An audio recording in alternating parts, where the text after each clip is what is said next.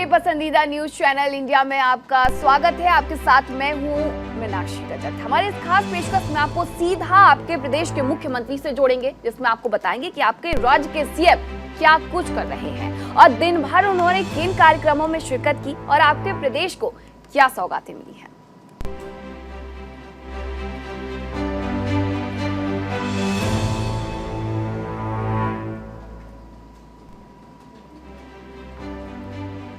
Mister chief minister में सबसे पहले बात करेंगे राजस्थान की। देश भर में आज कांग्रेस के अध्यक्ष पद के चुनाव के लिए मतदान हुआ, जिसमें तमाम कांग्रेसी दिग्गजय नेताओं के साथ पदाधिकारियों ने मतदान किया है। इसी कड़ी में राजस्थान के सीएम अशोक गहलोत ने भी जयपुर में पीसीसी मुख्यालय में मतदान किया। मतदान के बाद सीएम अशोक गहलोत ने कहा कि इस वक्त एक तरफ कांग्रेस नेता राहुल गांधी की भारत जोड़ो यात्रा जारी है, तो दूसरी तरफ कांग्रेस के अध्यक्ष पद का चुनाव। इससे साफ है कि अब देश में नफरत की नहीं, प्यार मोहब्बत का माहौल बन रहा है। कांग्रेस पार्टी देश के संविधान के मुताबिक ही काम करती है और अध्यक्ष पद का चुनाव होना इसका उदाहरण है। बीजेपी पर हमला करते हुए सीएम गहलोत ने कहा कि जब से देश में बीजेपी की सरकार बनी है, तब से संविधान की धज्जियां उड़ाई जा रही हैं। कानून व्यवस्था ठप है, धर्म के नाम पर बीजेपी जनता को भड़का रही है, लेकिन अब देश में बदलाव होगा।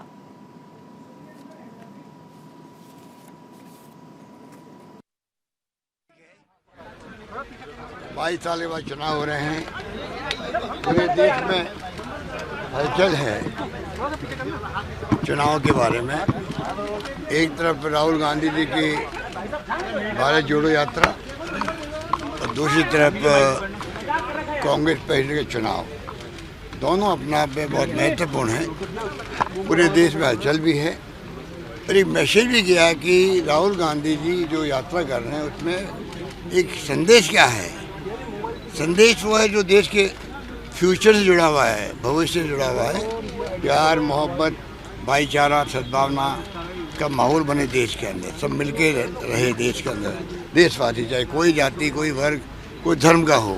ये मैसेज यात्रा का उसी रूप में चुनाव जो हो रहे हैं, इनर पार्टी डेमोक्रेसी का प्रतीक है चुनाव। ये चुनाव उसका प्रतीक है। कम से कम चुनाव के बहाने दोनों कैंडिडेट अपनी बात कह रहे हैं। कांग्रेस के प्रिंसिपल पॉलिसी प्रोग्राम के बारे में चर्चा हो रही है। संविधान के अनुरूप ही कांग्रेस के सिद्धांत, उनकी नीति, उसके कार्यक्रम बनते हैं। तो 70 साल 75 साल हो गए देश को, उसी के आधार पर देश चलना है और चलना चाहिए। अब जब से ये सरकार में आए हैं बीजेपी वाले, तब से ये जो धज्जियां उड़ा रहे हैं संविधान की, कानून व्यवस्था रहनी चाहिए, कानून को दरकिनार करके जो फैसले हो रहे हैं, लोग जेल जा रहे हैं डेमोक्रेसी के अंदर भी कि देशद्रोही हैं। असहमति इनको बर्दाश्त नहीं होती है बीजेपी को, जबकि असहमति आलोचना लोकतंत्र का आभूषण है। उसके कारण डेमोक्रेसी जिंदा रहती है कि विपक्ष भी हो, पक्ष के साथ विपक्ष भी हो। विपक्ष नहीं होगा तो फिर डेमोक्रेसी कैसे होगी? फिर तो फासिस्टी और तानाशाही होगी। इस थीम के साथ में कांग्रेस ने देश को चलाया है। आज भी उनकी नीति वही है। दुर्भाग्य से ये लोग जो सत्ता में आए हैं, ये फासिस्टी लोग हैं। देश समझ नहीं रहा है। देशवासी में कई लोग जो हैं वो समझ नहीं रहे हैं कि धर्म के नाम पर, जाति के नाम पर भड़काना बहुत आसान काम होता है। जैसे आग लगाना बड़ा आसान काम होता है, आग को बुझाने में टाइम लगता है, वक्त लगता है, संघर्ष करना पड़ता है। वही बात यहाँ लागू होती है। वहीं छत्तीसगढ़ के मुख्यमंत्री भूपेश बघेल ने कांग्रेस अध्यक्ष पद के चुनाव के लिए रायपुर में मतदान किया। मतदान के बाद सीएम बघेल ने कहा कि वैसे तो हर 5 साल में चुनाव होते हैं, लेकिन गांधी परिवार ने पार्टी और देश के लिए इतना योगदान दिया है कि उनके खिलाफ कोई चुनाव नहीं लड़ता। उन्होंने कहा कि ऐसा बिल्कुल नहीं है कि आंतरिक चुनाव नहीं होते हैं। इस बार गांधी परिवार ने अध्यक्ष पद की रेस से खुद को दूर कर लिया है और कांग्रेस को अब की बार गैर गांधी अध्यक्ष मिलेगा।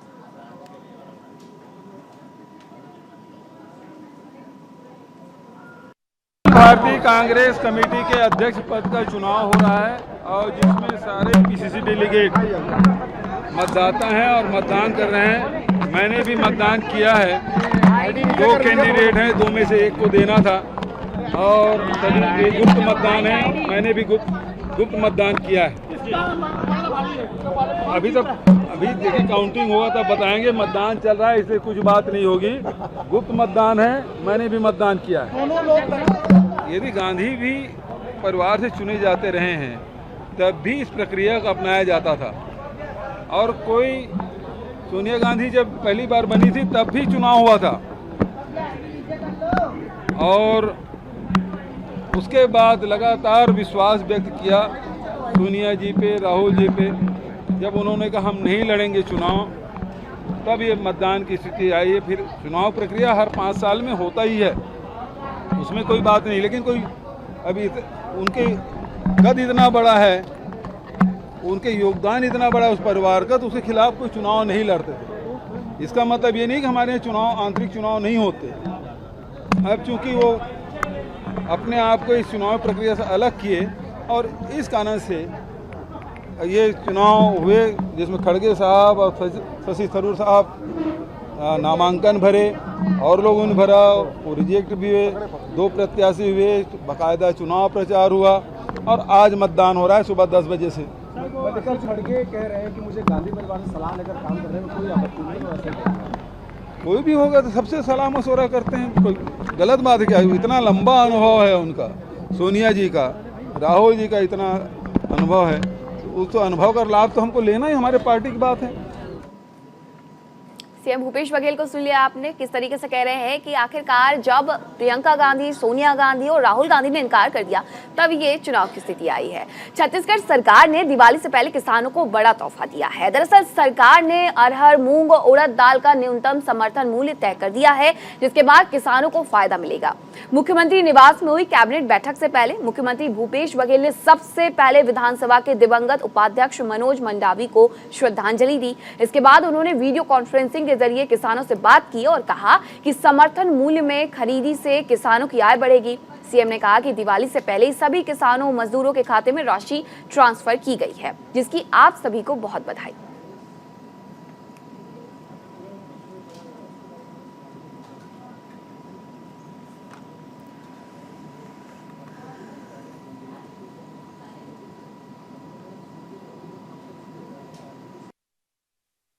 दीपावली बहुत बढ़िया बीते, इसलिए सरकार ने ये फैसला किया है।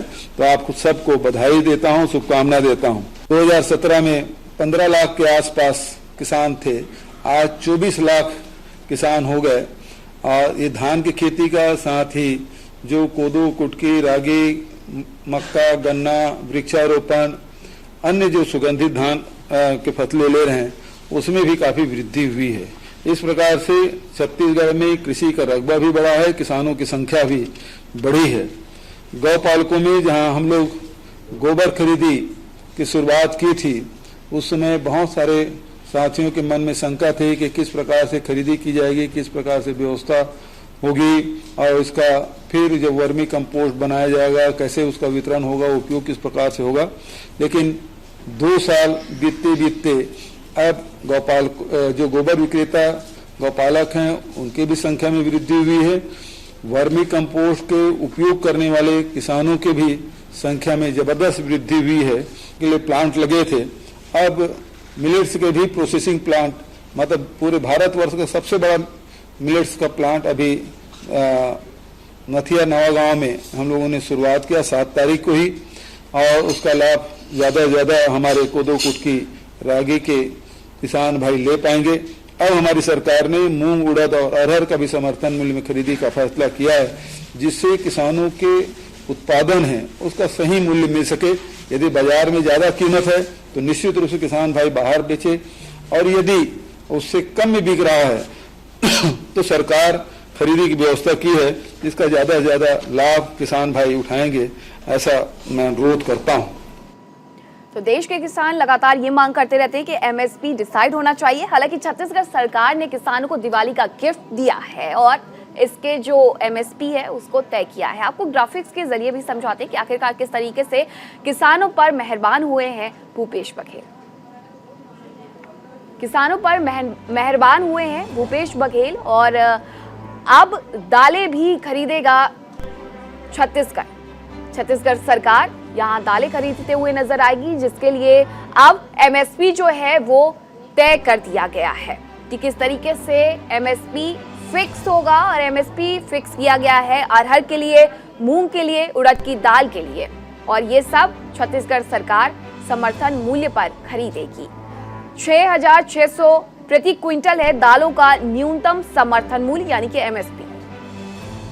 किसानों को इस तरीके से दिवाली गिफ्ट दिया गया है। वहीं 7,755 प्रति क्विंटल है मूंग की दाल का समर्थन मूल्य।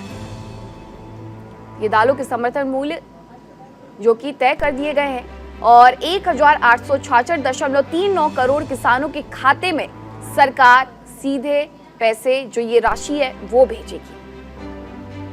न्याय योजना के तहत किसानों को पैसे मिले। किसानों को इस तरीके से दिवाली गिफ्ट दिया गया है छत्तीसगढ़ सरकार की तरफ से। किसानों पर मेहरबान भूपेश बघेल सरकार। और टीम इंडिया के पूर्व कप्तान सौरव गांगुली की बीसीसीआई के अध्यक्ष पद से विदाई तय मानी जा रही है, जिनकी जगह पूर्व क्रिकेटर रोजर बिन्नी लेंगे, जिस पर पश्चिम बंगाल की सीएम ममता बनर्जी ने सौरव गांगुली की तारीफ करते हुए मोदी सरकार पर निशाना साधा। उन्होंने कहा कि सौरव गांगुली हमारा गर्व हैं, वे कुशल प्रशासक रहे हैं। मुख्यमंत्री ममता बनर्जी ने सौरव गांगुली को आईसीसी अध्यक्ष पद का चुनाव लड़ाने की वकालत की है। ममता बनर्जी ने प्रधानमंत्री से अपील करते हुए कहा कि सौरव गांगुली को आईसीसी चुनाव लड़ने की इजाजत मिले, ये सुनिश्चित किया जाए। उन्होंने आरोप लगाते हुए कहा कि गांगुली एक लोकप्रिय शख्सियत है, इसलिए उन्हें वंचित किया जा रहा है। भारत सरकार से अपील करती हूं कि राजनीतिक तौर पर फैसला ना लिया जाए, क्रिकेट और खेल को ध्यान में रखें। दरअसल गांगुली को बीसीसीआई अध्यक्ष पद से हटना पड़ा क्योंकि बोर्ड में अभी तक कोई भी 3 साल से ज्यादा समय तक इस पद पर काबिज नहीं रहा। गांगुली बीसीसीआई अध्यक्ष बनने से पहले 2015 से 2019 के बीच 4 साल तक कैब अध्यक्ष रहते थे।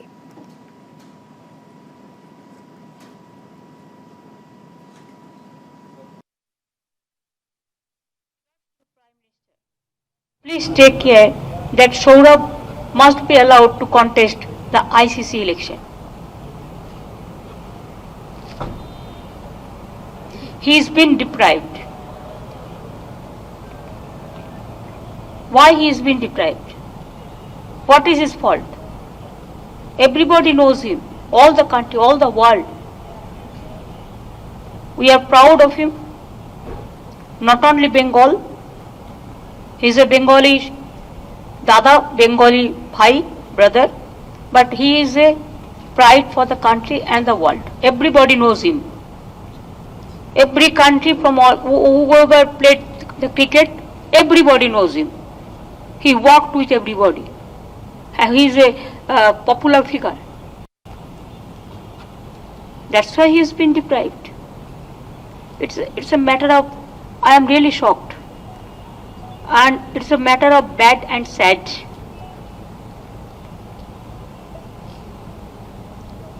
So we will request the government, don't take it politically or vindictively. Take a decision. He is not a political party member.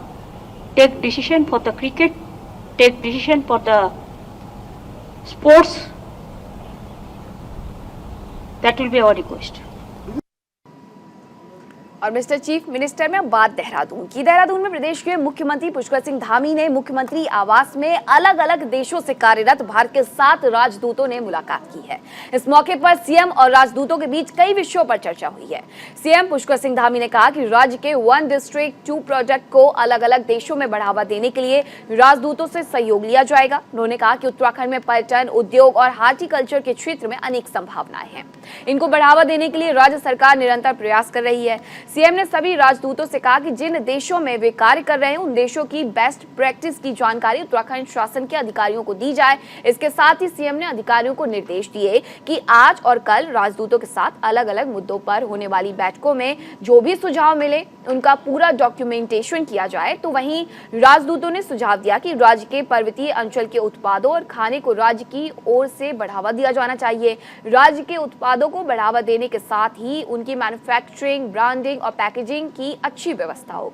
CM ने Sweden, Tajikistan, Panama, Brunei, Kenya, Slovenia और अल्जीरिया में भारत के राजदूत से बात की।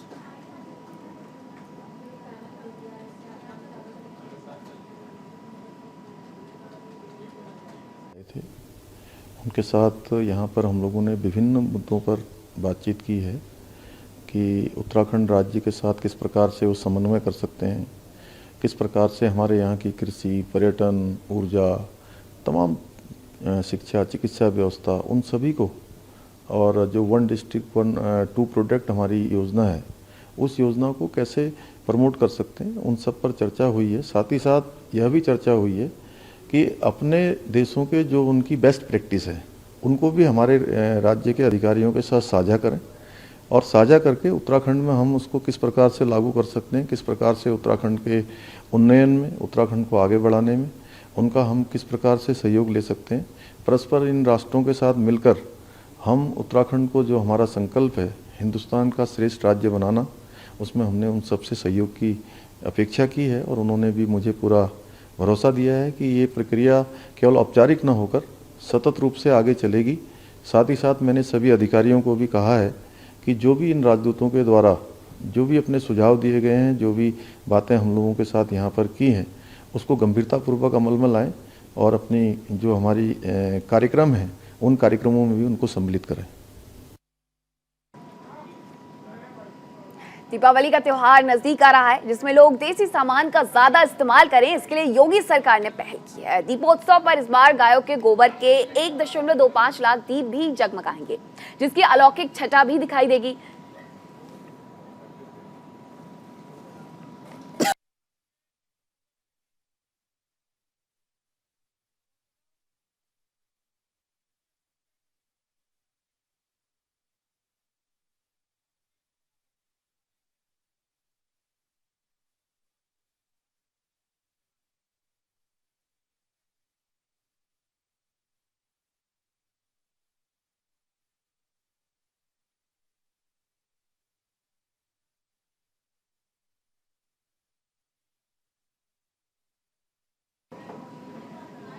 और इसे लेकर प्रदेश सरकार के पशुधन और दुग्ध विकास मंत्री धर्मपाल सिंह ने जानकारी दी। यूपी के मंत्री ने कहा कि गाय विश्व की माता है, जिसके शरीर में 33 करोड़ कोटि देवताओं का वास होता है।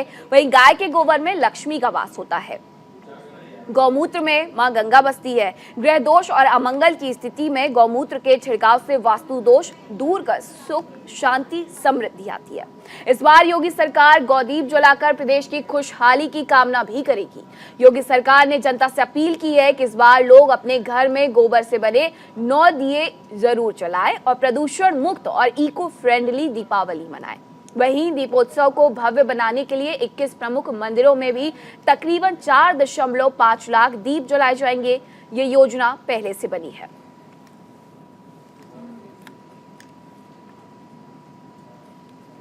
तो मिस्टर चीफ मिनिस्टर में आपने जाना अपने प्रदेश का हाल कि आखिरकार आपके मुख्यमंत्री आपके लिए कौन सी योजनाएं लेकर के आए हैं जो आपके लिए लाभकारी हैं और साथ ही आपके प्रदेश को नंबर 1 प्रदेश बनाएंगी। चीफ मिनिस्टर में फिलहाल इतना ही। कल फिर से होगी मुलाकात शाम 6:30 बजे।